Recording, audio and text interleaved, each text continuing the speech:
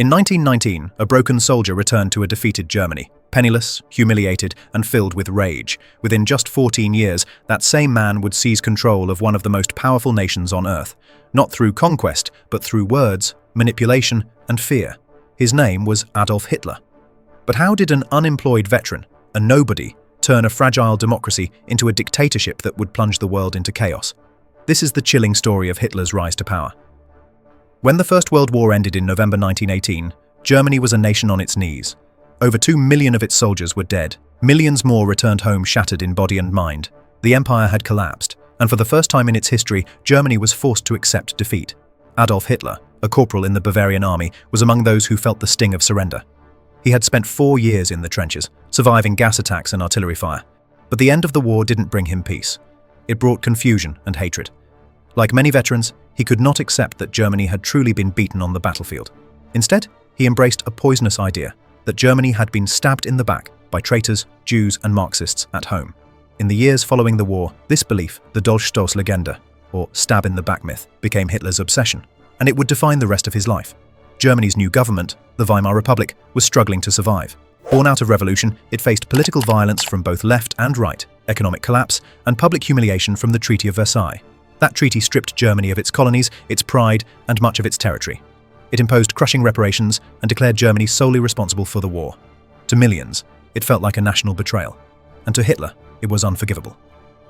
In 1919, while still working as an army informant, Hitler was sent to monitor a small political group in Munich, the German Workers' Party. He went to listen, but within weeks, he joined it. Within months, he was leading it. He had found his stage.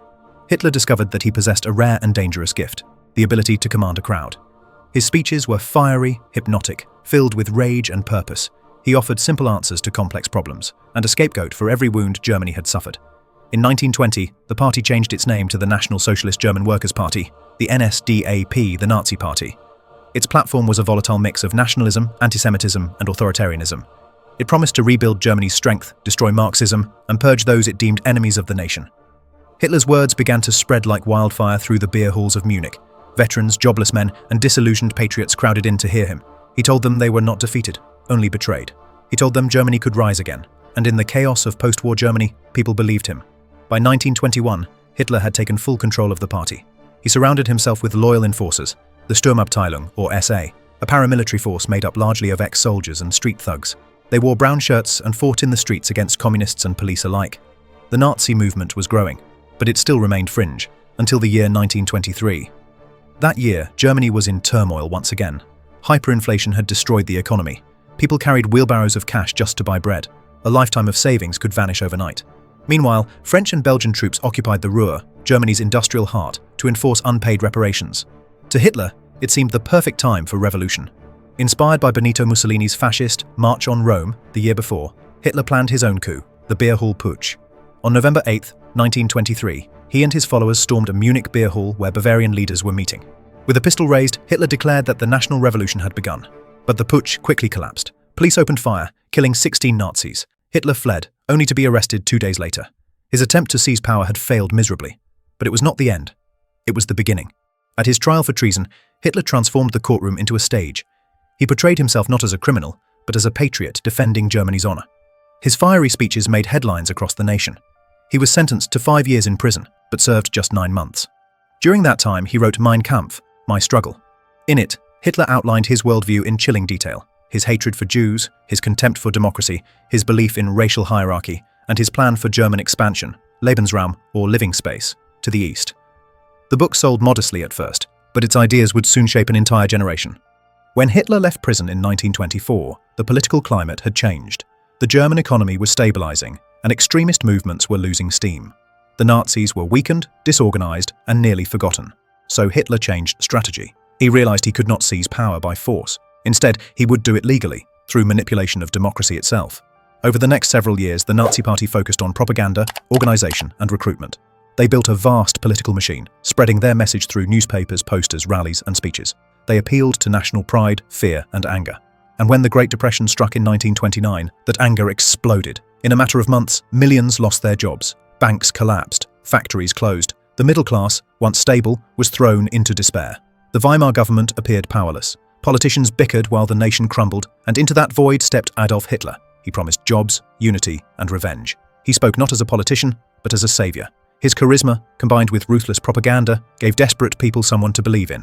By 1930, the Nazi Party won 107 seats in the Reichstag, making it the second largest party in Germany. 2 years later, they gained even more. Still, Hitler faced one final obstacle: President Paul von Hindenburg. The aging war hero despised Hitler, calling him a bohemian corporal.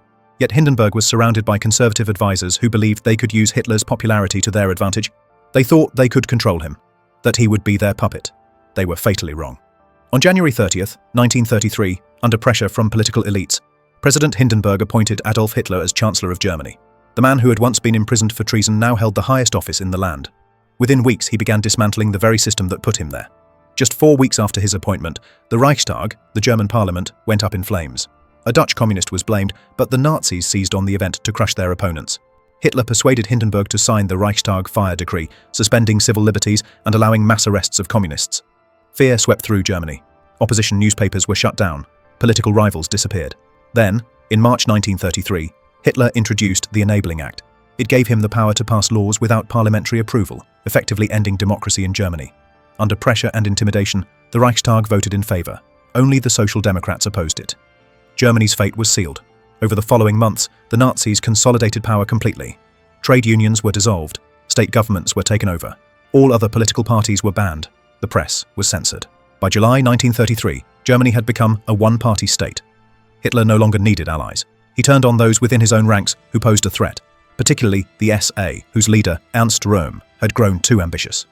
In June 1934, during what became known as the Night of the Long Knives, Hitler ordered a bloody purge. Röhm and dozens of others were executed without trial. It was a message to all of Germany. The Führer tolerated no rivals. When President Hindenburg died just weeks later, Hitler combined the offices of Chancellor and President, declaring himself Führer, the leader of Germany.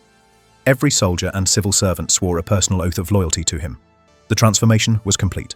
From the ashes of war, humiliation, and chaos, Adolf Hitler had built a totalitarian regime rooted in ideology, fear, and control.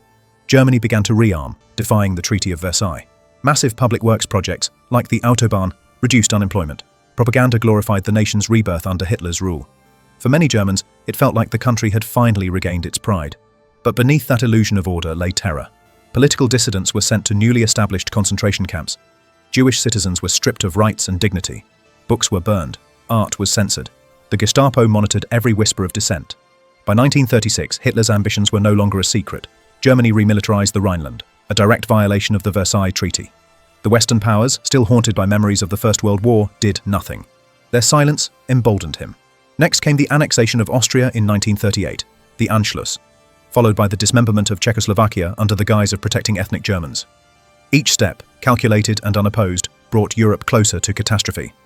By the time Hitler invaded Poland in September 1939, the world finally understood what had been unleashed.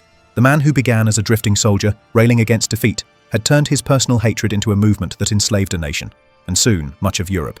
And it all began not with tanks or bullets, but with words.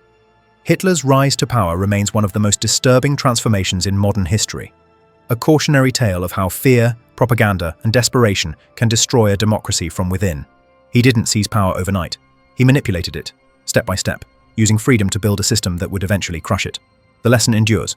Tyranny often begins quietly, disguised as salvation. If you found this video informative, consider sharing it so others can learn how fragile freedom can be. Leave a comment below with your thoughts and subscribe for more deep, factual history documentaries. And remember, history doesn't just repeat itself, it warns us.